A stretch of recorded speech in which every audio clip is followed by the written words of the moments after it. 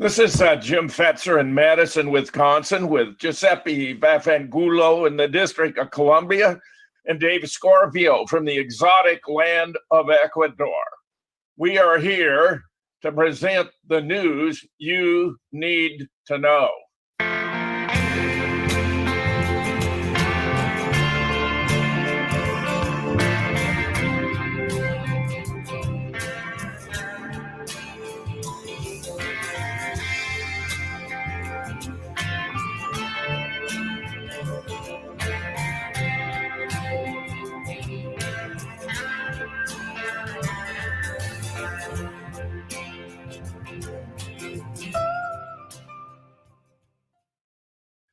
The latest is further developments on the Joe Biden secret email. Very serious stuff.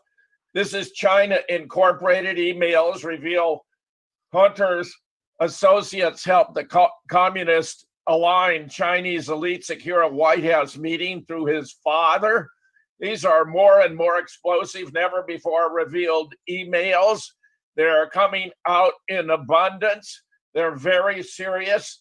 They show a keen awareness of Hunter Biden's relationship to his father, then Vice President Joe Biden, leading U.S. diplomacy with regard to Ukraine. They further confirm your worst fears about Hunter and Joe, that Hunter's ultimate purpose was to close down the investigation to Burisma, to protect the company, totally corrupt. Here we see an outline of the relationship to China with many key players, including Joe Biden's brother, James. We're talking about the Biden crime family. The director of national intelligence has confirmed in response to nonsense claims that this was Russian disinformation. This is not. These are authentic. Yesterday, I did 2 hours going into all of this in depth with Danny Siras, who has an extensive background in law enforcement, very thorough.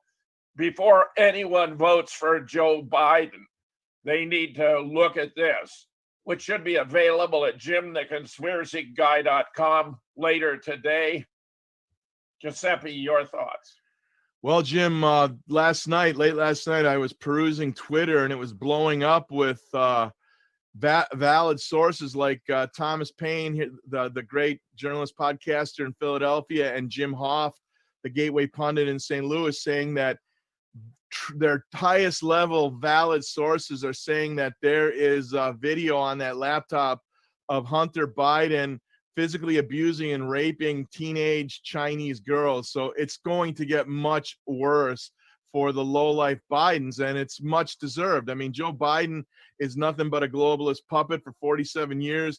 He's talked out of this side of his mouth, talked out of that side of his mouth, whatever he can do to get elected. He's become a multimillionaire as 47 years in public service. That's not supposed to happen that way, Jim. You're supposed to make a good living, but not become a multimillionaire.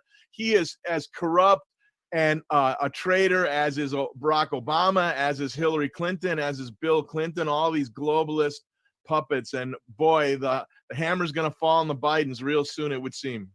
Giuseppe, you hit a key point. I believe another reason for supporting Joe Biden was because he was deep in the cesspool. He wouldn't reveal the corruption of Hillary Clinton and Barack Obama without exposing himself. I think that was part of the motivation.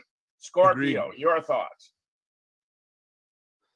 Well, what I'm seeing here is we're playing a high-tech game of whack-a-mole, and it's just like the story of the little Dutch boy that keeps putting his fingers in the holes in the dam to plug it up. Another one comes out, and there's going to be no way of stopping this information coming forward to the people. They can delete all the accounts they want. There's lots of people that know how to make fake Twitter accounts and keep the information coming.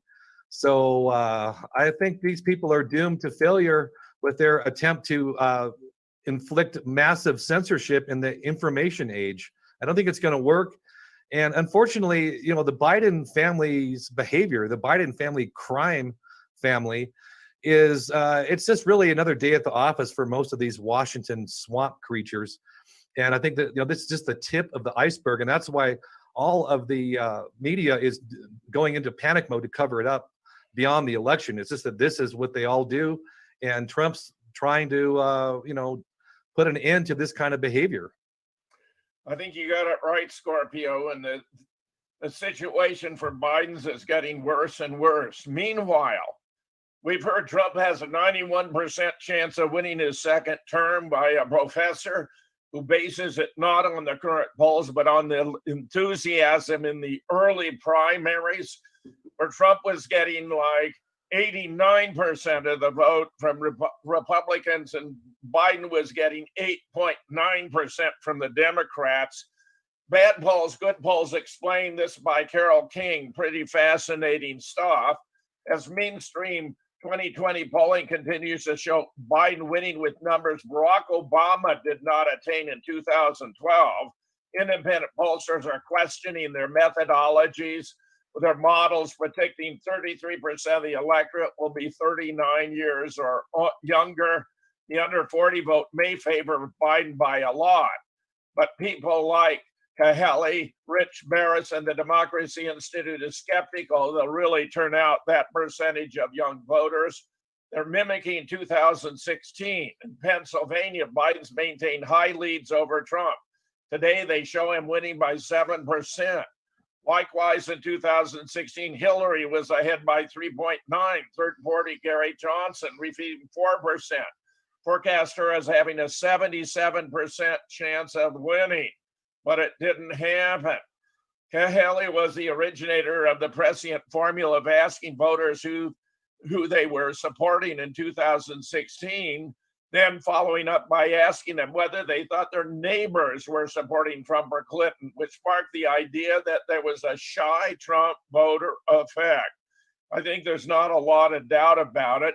Here's a Trafalgar Square model. Notice Trump 48.4, Biden 46.1.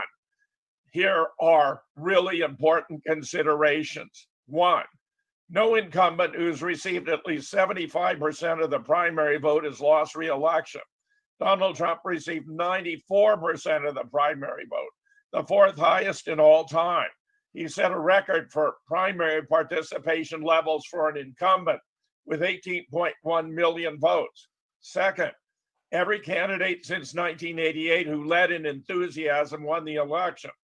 This year, Pew gives Trump a 20% lead in enthusiasm. The leader in this poll has won every election since 1964. Three, a majority of polls expect Trump to win, and the expectation question has proven more accurate historically than the voter intention question that gives Biden the edge. Fourth, beginning in 2004, the candidate who led in Google searches has won the election. Trump leads Biden in Google searches by a ratio of 3-1. Five, the maximum time that a successful candidate to become president has served in the Senate is 15 years. Biden has served 36. Six, no former president has taken longer than 14 years to get from their gubernatorial or Senate victory to the presidency. Again, Biden has served 36 years without success. Seven, finally, Trump is even ahead in many of the cookie election polls, which run in various states and have the candidates' images frosted on cookies, jousting for the most bought cookies in battleground states. And of course, as we've been reporting repeatedly, new polls show Black support for Trump is surging. Under these circumstances, it's difficult to see how he could possibly lose a legitimate contest. Giuseppe, your thoughts? Professor, I can't help but see how the globalists like to cherry pick data to support their deceptions. For example, Tony the Rat Fauci chose the most incompetent, ridiculous, outlying model, the learned dolt Neil Ferguson's model of 2 million Americans dead and 1 million Brits dead, which was just so ridiculous. Yet that's the one that was used for destroying the global economy 6 months ago.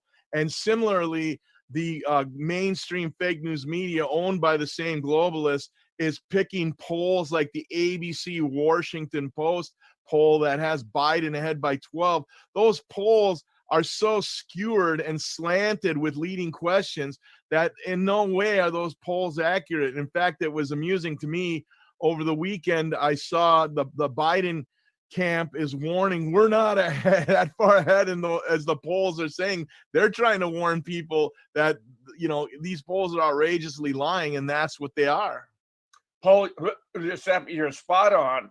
The Biden campaign manager said, we have to campaign as though we're trailing, because they are trailing. Scorpio, your thoughts? Well, that's true. And Jim, if we didn't have this COVID-19 nonsense, it'd be very plainly obvious to everyone that he's trailing. The man can't get more than 20 people at one of his events to save his life, but because of COVID, they're able to that up. It doesn't play like thousands and thousands that will show up to Trump's rallies. And, I think the strategy is going to be going forward for these people is, they pulled off a fake pandemic. They're going to try to pull off a fake election. So their only path to victory, and vote often, as they say. And, we have to ask ourselves, why is the entire corrupt political establishment against Trump? That's a very important question. We have a unified front against Trump from all the swamp creatures. So that should tell people a lot about what's really going on. Scorpio, you're 100% correct. I've emphasized that again and again. If Trump were a part of the cabal, if he were a part of the deep state, if he were a swamp creature, why would they be so massively attempting to get him out of office? He's a major threat to the establishment. You put your finger on a key metric here in understanding what's going on. Meanwhile, this is fascinating. Did identity politics backfire on NBC during President Trump's town hall? Joe Biden essentially had a 90-minute well-rehearsed campaign ad on ABC Thursday night. They called it a town hall event, but with frequent commercial breaks, no doubt for him to change his diaper, almost certainly planted questions, and former Democrat advisor George Stephanopoulos hosting. It was nothing more than another in-kind contribution to the Biden campaign by the mainstream media. Over on NBC, by contrast, Savannah Guthrie considered herself a fill-in for Joe Biden and badgered Trump about white supremacists, QAnon, the Wuhan coronavirus, hammering him again. NBC experienced some minor snafu, however, when it came to optics, because it was a woman of color in view of the camera, nodding her head along in agreement whenever the president spoke. The View's Joe Behar called her a bobblehead. Maybe Joy can don blackface again and go as her for Halloween. But the nodding woman single-handedly threw a wrench in the liberal media's plan that night to smear the president as a racist. Liberals were so upset with the woman, they immediately rushed right out to dox her. Her name is Mayra Jolie, and she is indeed a Trump supporter. She spoke with Real America's Voice, revealed that NBC producers had switched her from her original seat before the event to position her in view of the camera. She has a theory as to why they changed her seat. By the way I look, maybe they thought I'd be a non-supporter, because you know how it is, using a woman of color as a prop. What a white supremacist thing to do. I call on NBC to immediately denounce a white supremacist. Really, truly fascinating, plain identity politics. Here was an interview with her. Did NBC think Joy Mara was a Democrat when they switched her to sit behind the real Donald Trump? Surprise, she supports the president, the nodding lady. Meanwhile, Corey Lewandowski has broken down the latest Trump internal polling. This is fascinating. Here you're actually getting an inside look into what is actually going on. Corey, Sean, our polls today internally and even in Real Clear Politics are better today than they were 4 years ago. And you know, Sean, when we looked at the battleground states, when we looked at Wisconsin, Pennsylvania, Ohio, and Michigan, we looked where those numbers were. And 4 years ago, Donald Trump was down by a larger margin to Hillary Clinton than he is today to Joe Biden. And today, the Trafalgar poll in Michigan showed Donald Trump with a lead. It's the first time in 5 years he's been a candidate. He's had the lead in Michigan. He won that state 4 years ago by 10,704 votes. He's going to win it by a larger margin this time around. Moreover, more details, 5 different opportunities in front of us, a much broader field than 4 years ago, meaning multiple ways to win the election. We're going to win in Arizona.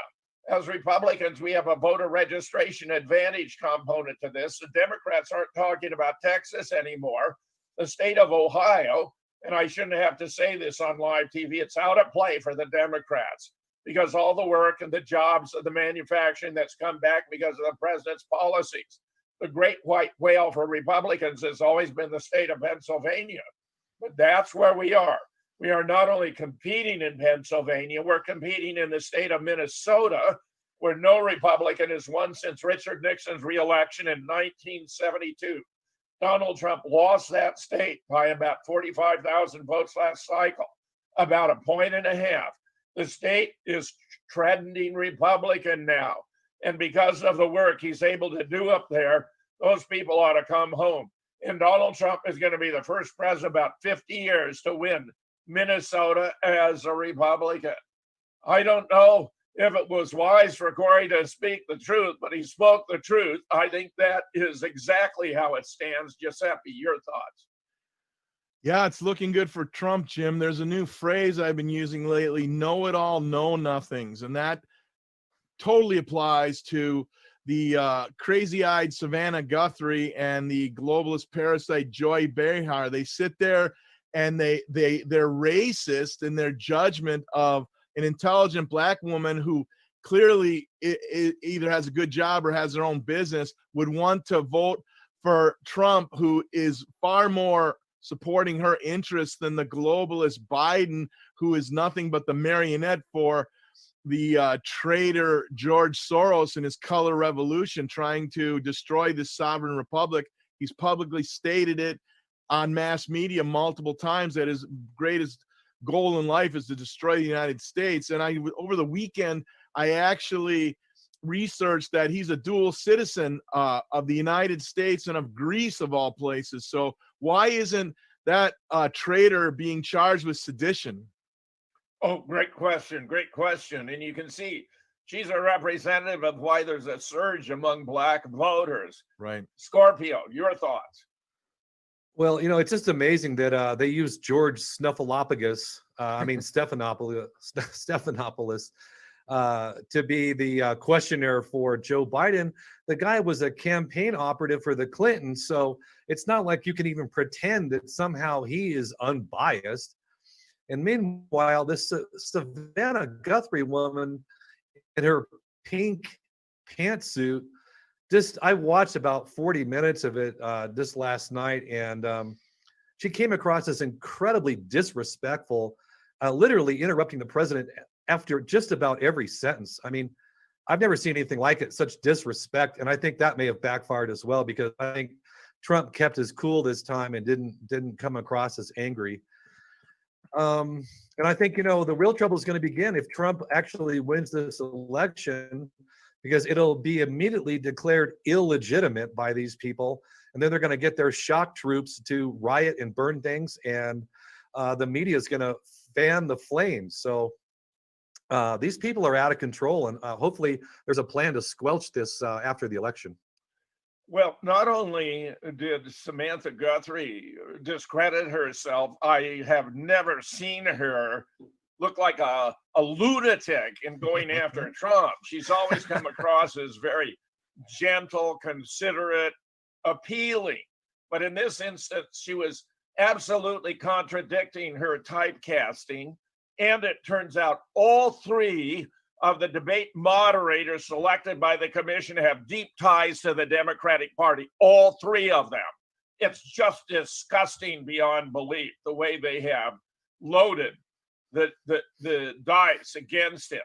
Meanwhile, we'll be right back. Here, I think, is exactly how things are playing out. We approve this message. Cities are going up in flames, looting, rioting, and arson. While Kamala and Joe calmly sit there covered with her mask, we approve this message. They are going down big time. We now return to even who, warning against COVID-19 lockdowns due to the economic damage. Stunning. This was so obvious from the very beginning. We in the World Health Organization do not advocate lockdowns as a primary means of control of this virus. The only time we believe a lockdown is justified is to buy you time to reorganize, regroup, rebalance your resources, protect your health workers who are exhausted. But by and large, we'd rather not do it. Lockdowns has one consequence you must never, ever belittle, and that is making poor people an awful lot poorer. He added lockdowns have severely impacted countries relying on tourism. Just look what happened to the tourism industry in the Caribbean, for example, or in the Pacific, because people aren't taking their holidays. Look what's happened to smallholder farmers all over the world. Look what's happening to poverty levels. It seems we may very well have a doubling of world poverty by next year. We may very well have at least a doubling of child malnutrition. Meanwhile, the top World Bank economist says coronavirus pandemic morphing into a major economic crisis. No question about it. This did not start as a financial crisis, but it's morphing into a major economic crisis with very serious financial consequences. World Bank chief economist Carmen Reinhart told Bloomberg there's a long road ahead. She said the longer the uncertainty, the longer the pandemic works its way through the global economy, the bigger the balance sheet damage. Reinhart was best known before she started with the World Bank in June for her book, This Time is Different, 8 Centuries of Financial Folly, co-written with a former Harvard colleague during the 2008 crisis. The World Bank had called for a year-long extension of debt relief for the world's poorest countries amid the pandemic, and the richest countries agreed to extend it for at least 6 months. Nearly 60% of the debt due from poor nations this year is owed to China. Meanwhile, we knew this from the beginning.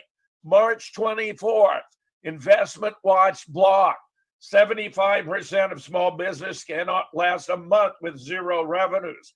Where there are 5.6 million companies in the US, 90% of which have fewer than 20 employees. We know it was all predicted in advance by sociologists and demographers. Higher suicide rates, domestic violence, derailed education, shorter lifespans, a decrease in public health services. David Icke was right on top. This was from April 7th, that there was going to be a vast decimation of small businesses, that the middle class was going to be wiped out, that the agenda was returned to a medieval arrangement of the rich and powerful ensconced in their castles surrounded by moats, which are today known as gated communities, while the rest of us toil as serfs in the field. That agenda has been in place and moving forward. It is disgusting. Giuseppe, your thoughts? Jim, I remember back to when this whole scamdemic began. The first week, I was like, whoa, well, maybe there's something to this. But after about a week, when the numbers were so low, if it were an actual true full force bioweapon release, there would have been hundreds of thousands and quite quickly millions of people dead from such a horrific bioweapon. Had the novel coronavirus, the so-called SARS-CoV-2, been a true pandemic. Instead, it became quite obvious that this was nothing more than a rebranded flu season, and there's been some nasty flus for sure, and that the real agenda was the 10-year plan of the deviant Bill Gates to create a monopoly similar to what he was building with Microsoft before the U.S. federal government, the SEC, sued him, and he needed a new vehicle. So his 10-year plan, which perfectly served his masters, the globalist parasites who wanted, as Klaus Schwab, the propped up man of letters, the grades reset, the new normal. So it's clear since early on that this is the classic grifter deception. Look at my left hand, which is, oh no, we're all going to die with this pandemic, when the right hand pulled off the greatest wealth transfer from the poor, working class, and middle class to the wealthy in the history of man. That's what the actual agenda was, Jim. That's the Great Reset. They stole everybody's money. Bill Gates has moved from computer viruses to coronaviruses. It's all been a sham. Scorpio, your thoughts? Well, of course, Microsoft was always plagued with viruses, so his track record isn't so good even on the computer front. Giuseppe was totally right. I've been saying since the beginning that this is an economic event, not a medical event. And we've seen the incredible rise in net wealth of these billionaires. It's no accident. And as far as the statement from the WHO, oh, we're against lockdowns. Well, they contradict themselves on a daily basis. And, it's part of this strategy that I call a strategy of confusion. They've been employing that since the very beginning of this so-called crisis. And it's just to keep people not, confused and not knowing what to believe, who to listen to, and just not to be able to know what is going on. That's a big part of what they're doing here. And I just hope everyone takes the time to watch this Frontline Doctors, this new video that came out. I hope everyone makes it go viral, let's say, for lack of a better word. And one of the doctors was a child psychologist talking about the incredible damage he's seen with his patients. And he called this whole situation delusionary and not tied to reality, and it's mass hysteria. So I thought that was very interesting. Yeah, the damage to children, it's twofold. The psychological damage is catastrophic. They got parents in fear and panic that they're going to die. What an awful burden to place on children, especially when it's all fake. And then you have the implementation of the mass technology as a response, which is killing our brains. We're just killing ourselves slowly. It's absolutely unbelievable. Where the leading expert is predicting within 2 years an exponential increase in dementia from killing the brain cells. It's all stunning, and it's happening before our very eyes. Meanwhile, a truly Orwellian culture, Amazon removes COVID skeptics' book for violating content guidelines. This is absolutely stunning. James Perloff's latest book, COVID-19 and the Agendas to Come, red-pilled, was removed from Amazon on Thursday. Bad news. After selling over 3,500 copies since publication on August 20th, Amazon has banned my book. Welcome to the club. But this is outrageous, a major health catastrophe he's exploring, and they're banning it. Perloff spoke with RT News about the incident, where he outlined how Amazon censorship validates his book's findings, expressing concern that the censorship and COVID has been getting progressively stronger, even as the death rate from COVID has been getting progressively lower. We are in a truly Orwellian culture. Here's the book that's been banned. Very important, perhaps the most important out there now, only you can't get it from Amazon. Here is what happened if you were to search for it. Sorry, we couldn't find that. According to RT, and perhaps why Amazon removed the book, is that it traces how the COVID-19 pandemic has been used by governments around the world to force draconian social control measures upon a terrified populace, evaluate several theories regarding the virus's origin, and offer some projections about what lies ahead for humanity, including how populations might work together to avoid some of the most totalitarian outcomes. This is a very good man. Perloff observed the book is well-sourced, hundreds of references via scholarly journals and other sources. Nothing I say in the book isn't documented, pointing out several other coronavirus dissenters are selling their books on the platform without incident. RT's Helen Bainski, who wrote the story on Perloff's book ban, tweeted, Bezos nuking this new book exposing the COVID-19 new normal as a globalist police state. Forewarned is forearmed, as they say. This is completely disgusting. If readers want to hear more about the book, Perloff was recently on a podcast uploaded to YouTube discussing how COVID is threatening to destroy America, but you can anticipate YouTube is going to take it down. I have no doubt. Giuseppe, your thoughts? Well, Jim, a couple days ago, Scorpio and I interviewed David Icke for the first time in years on Revolution Radio. It was a two-parter, The Perfect Triangle, my show on Fridays. You can also get it simulcast on Worldwide Video, Perfect Triangle, and then on his show, Operation Scorpio, on Saturday, talking about just these things. The week before, we interviewed James Perloff on The Perfect Triangle, which is there in the archives at Rising Tide Media and also Facebook, The Perfect Triangle.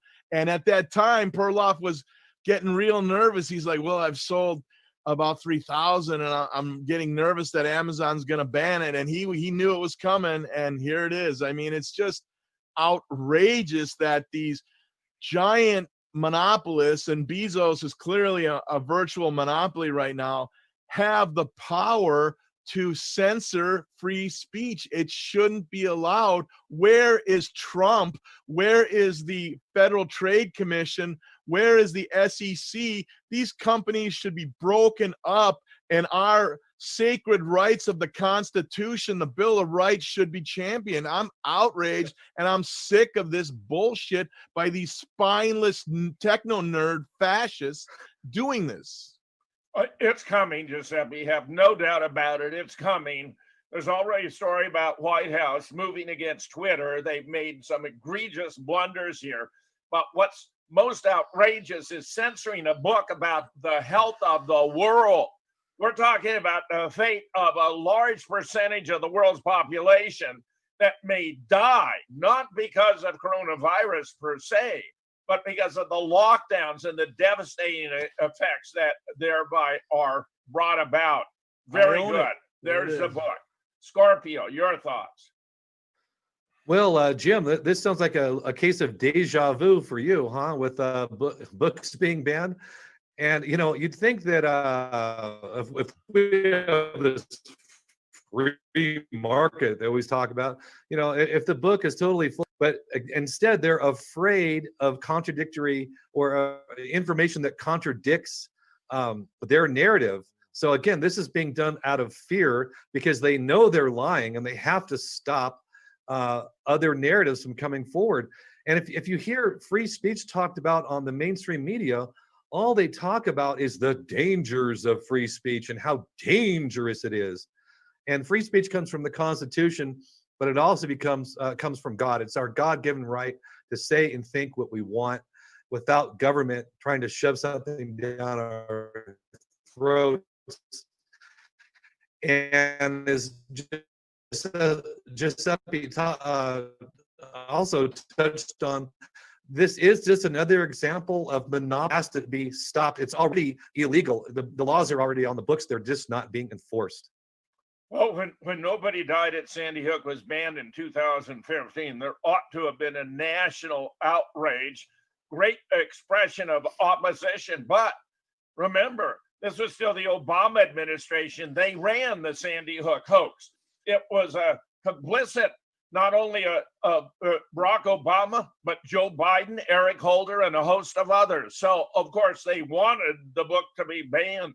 Would you believe that now Moonrock Books, which Mike Palachek and I founded after Amazon banned the Sandy Hook book, has now published 12 volumes. In 6 of those I edited, where I brought together experts on not only Sandy Hook, but the Boston bombing, Orlando and Dallas, Charlottesville, Parkland, and even the moon landing have been banned by Amazon. 6 of 12, which I believe has to be the indoor record. It's outrageous. This Perloff book is a stunning example. Surprise, surprise. Seattle mayor who praised CHOP, supported police cuts, is now deeply concerned as more than 100 officers have left the force. What did she expect? This is idiotic. This shows the stupidity of these Democratic mayors and governors. The exodus is part of a continuing trend that's resulted in at least 118 officers leaving the force in Seattle this year. The number's misleading because many officers are currently using their accrued sick time as they begin their escape to other agencies or wait for retirement. The result, 911 call response times have been increasing. Police investigative services have been crippled. In a statement, Durkin called the levels of attrition unprecedented, yet doubled down on the reimagination of community safety and calls for community-based alternatives to policing. So she is still in a state of illusion. We will continue to improve policing and reimagine community safety in Seattle by shifting some responses to community-based alternatives and civilian programs like Health One or community service officers. But the city also needs a sufficient number of officers who can respond to the most urgent 911 calls in all parts of our city at any time of the day. We are losing an unprecedented number of officers, and it's due to her. The mayor may be deeply concerned, but she's responsible. The exodus followed the city council's decision in September to override a mayor veto and slash the city's police budget, leading cutting of as many as 100 officer positions and the elimination of the navigation team, which cleared homeless encampments, which you can expect, therefore, to increase as well. I mean, how dumb are these people? Dumber than a post. You don't know if you cut police, crime goes up. How insane. And they're doing it deliberately. Giuseppe, your thoughts? Well, Jim, you start with Trump derangement syndrome, which is what these weak-minded mouth breathers, these know-it-all, know-nothings have, right? And that alters their worldview and their life view so dramatically that they begin doing literally crazy things. And for that incompetent mayor to blast the police department when in reality she should have called in the National Guard with Trump's support.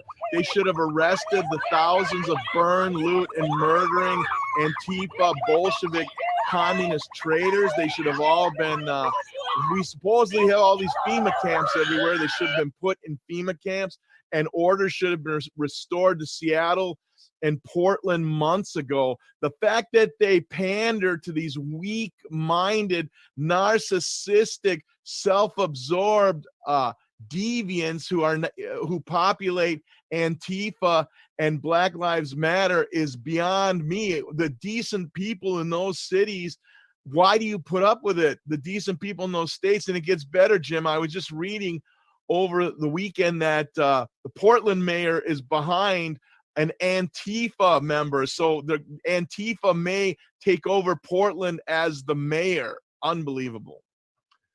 Well, Giuseppe, what you're talking about is not the reason Trump will be elected. That would have happened inevitably, but why there's going to be a Trump landslide when the DNC during their 4-day virtual convention didn't address urban violence. They lost the election, and it's going to be just stunning, the outcome. Scorpio, your thoughts? Well, I agree that it's stupidity, but it's also an out-of-touch attitude coming from these mayors and governors that are essentially drunk on power. And they see, people that work for them as just pawns on a chessboard that don't, they don't have their own free will. They just have to do as they're told. And it's endemic of this attitude that these people have gotten.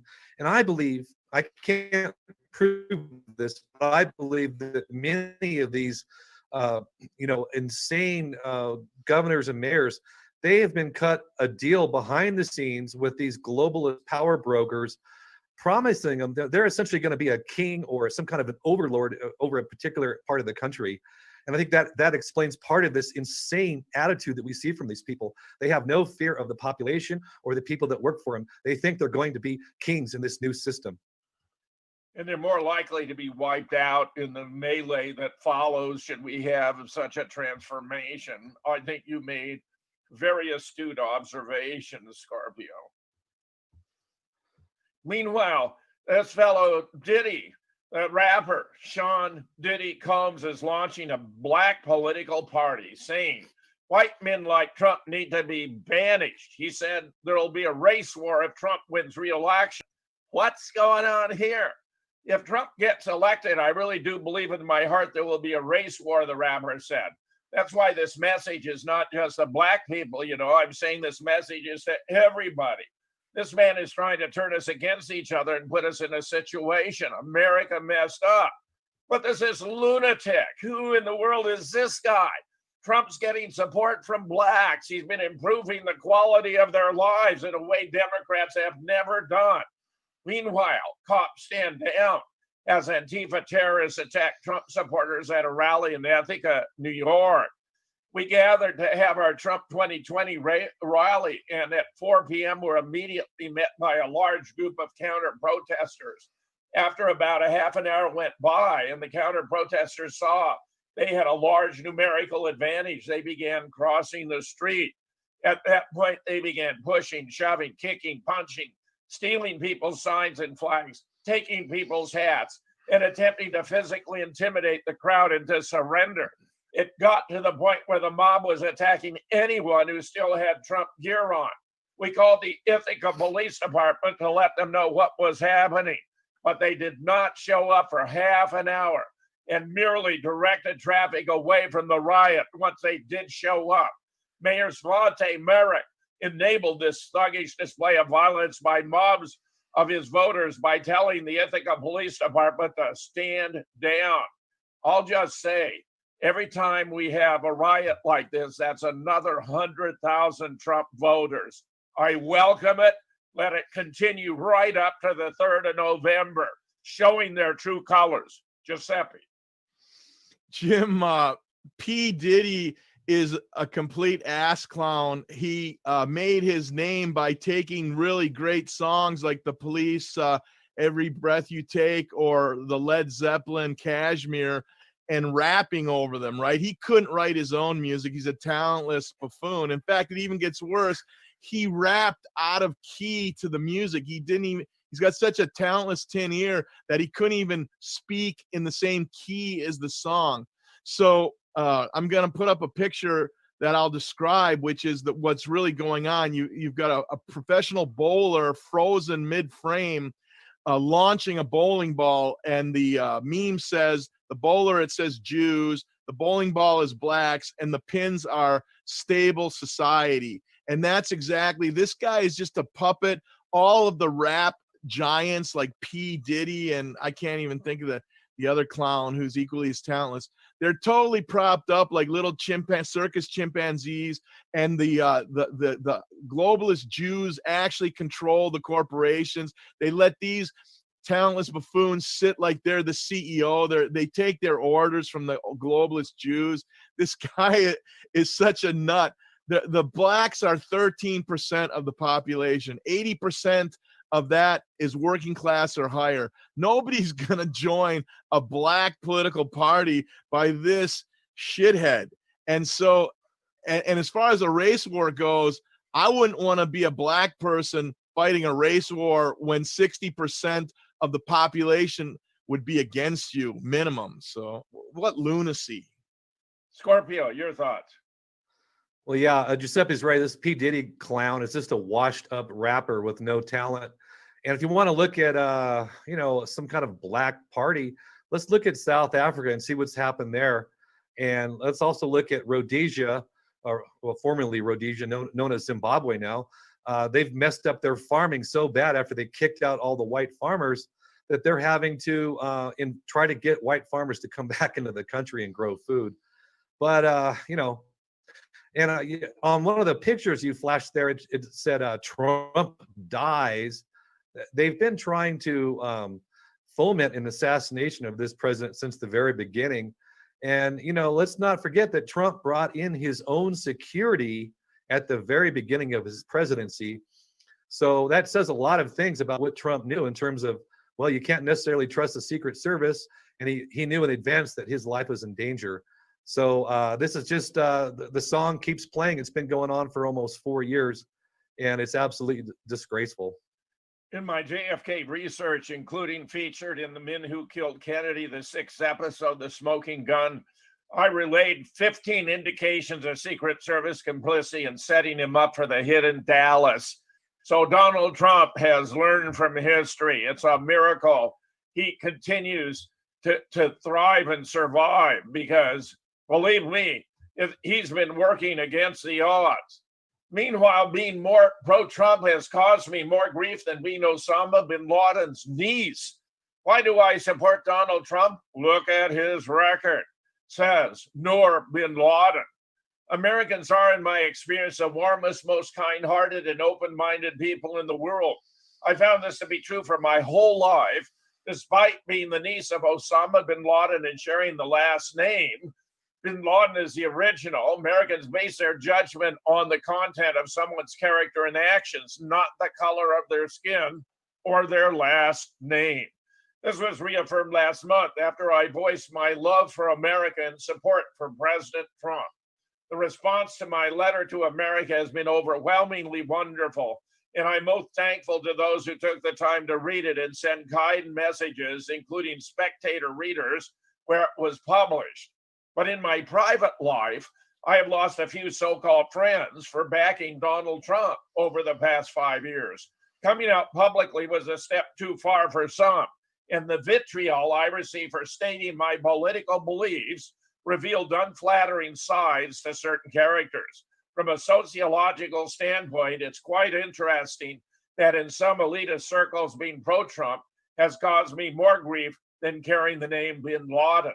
Even more striking were the contrasting reaction that covered President Trump's COVID diagnosis. Gleeful comments devoid of compassion flooded social media, some going so far as to wish for his death. Kim Jong-un showed more sympathy than many of the president's detractors. Yet for all the hate, there was an outpouring of love and well wishes from his supporters.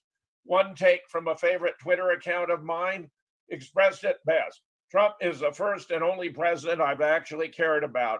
That's because he's the first president in recent memory who seems to care more about Americans than an abstract ideology or just enriching his donors. This sentiment is clearly felt by many Americans who come out in droves for the president wherever he goes, including Walter Reed Medical Center during his stay. If he can't hit the road, the rally comes to him. And why do I support Donald Trump? Look at his record. He has stood up to China, kept America out of new wars, solidified ties with Israel, overturned the disastrous Iran deal, and obliterated ISIS. Domestically, he removed handicapping regulation to American economic growth, rebuilt a depleted military, brought back manufacturing, revamped buying industries by renegotiating trade deals and cutting taxes. He has achieved energy independence, curbed immigration, all of which contributed to setting record unemployment rates. He has tackled neglected issues such as human trafficking and unjust incarceration and given America a chance at restoring her principles, pride, independence, and true place in the world as a beacon of liberty and hope for all. Absolutely wonderful sentiment. Giuseppe, your thoughts? You know, Jim, it's ridiculous that these people who hate Trump with their infected minds, Trump derangement syndrome, you know, that Trump is a garish guy. He's larger than life. He had the gold-plated toilet seat and all that back in the day, but that's all an image. That was all being the New York, you know, realty king. That was all building his brand. And for people, the actual normies on the communist Bolshevik Democrat side, to hate him more than, in their weak minds, the guy who attacked the America for 9/11, to hate Trump more is just the true insanity, man. It's beyond belief that these people can't see that this guy has basically done right by this country. 4 years ago, had Hillary Clinton been, we'd be at war with Iran, probably be a world war by now. And he's managed to keep us out of a real shooting war. He could have done a lot more for people, but he's 1,000 times better than Hillary Clinton. Giuseppe, during my presentation yesterday, Danny Suris had sent me a photograph, a 3-part photograph of Osama bin Laden with Condoleezza Rice, of Osama bin Laden with Hillary Clinton, of Osama bin Laden with Barack Obama. I'm going to send you that photograph. These people are phony frauds, fakes, despicable traitors to the United States. They are traitors. Scorpio. Yeah, Giuseppe made some good points about Hillary Clinton and war with Iran. And also, if you recall, she was promising a no-fly zone over Syria during her campaign. And of course, at the time, Russia was flying, missions trying to destroy ISIS. So she could have gotten us into a war with Russia as well. Completely psychotic, but I think that's part of the plan, is to try to foment a world war to really redraw society and all the international boundaries as well, or eliminate them entirely. And these delusional leftists, when Trump was sick with COVID, I saw some footage of some minor protest that was in New York City, and they had actually brought a coffin out and put Trump's name across it. That's the level of depravity and absolute hatred that we're facing here. And unfortunately, most of these people they really are the classic useful idiots. They don't know what they're asking for. Oh, Scorpio, you're so right. They have no idea. Meanwhile, we want to hear from you. Send fan mail, pro or con, to live-need-to-know@gmail.com. Live-need-to-know@gmail.com. Meanwhile, I have transformed our Question Everything conference that was to be physically held in Austin, Texas on the 7th and 8th of November to a virtual conference online on the 5th and 6th of December, the theme of which is the secret of freedom lies in educating people, whereas the secret of tyranny is in keeping them ignorant. More on the announcement to come. The new website is virtually ready to be released. You will find it here. Meanwhile, final thoughts. Giuseppe, yours.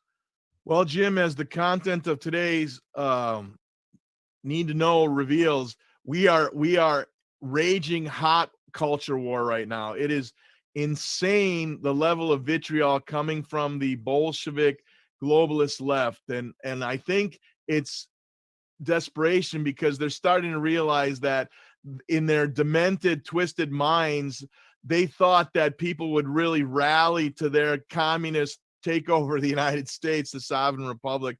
Nobody wants that unless you're a true mentally ill deviant. And unfortunately, there's too many of them, as is exhibited in Portland, in Seattle, in Chicago, and in other cities where these ongoing, Austin, Texas, a lot of those buffoons are there. But the great silent majority doesn't want communism, doesn't want to be part of the New World Order. They're finally waking up to the Bill Gates satanic scam, COVID-19, the Fauci betrayals and traitorous activities, the globalist attack on this country with the Great Reset. The normies are finally waking up, and we got to help them totally wake up. Scorpio, your final thoughts. Well, I think Giuseppe really made a great summation there. It's time for so-called normies to really get what's coming at them. These people that are running this COVID operation do not have your best interests at heart. They plan on destroying your family, making you dependent on the government by taking the economy into ruins, and then roll out this new system after you're dependent on a check or some kind of handout from the government. That way you won't have any choice but to accept the new system. So people really need to see what's coming at them. This is no joke, and it really is the final stand for humanity. If we let this slide, then we're all in for a rough ride. Scorpio, you're 100% correct. This is for all the marbles. This is Jim Fetzer in Madison, thanking Giuseppe Vaffangulo from the District of Criminals and David Scorpio from the exotic land of Ecuador for the excellence of their commentary. The Question Everything 2020 has turned into False Flags and Conspiracies 2020. This is one you don't want to miss. Mark your calendar now for the 5th and 6th of December. This is an event that may be among the most important of your life. We'll see you tomorrow with all the news you need to know. Thanks for joining us today.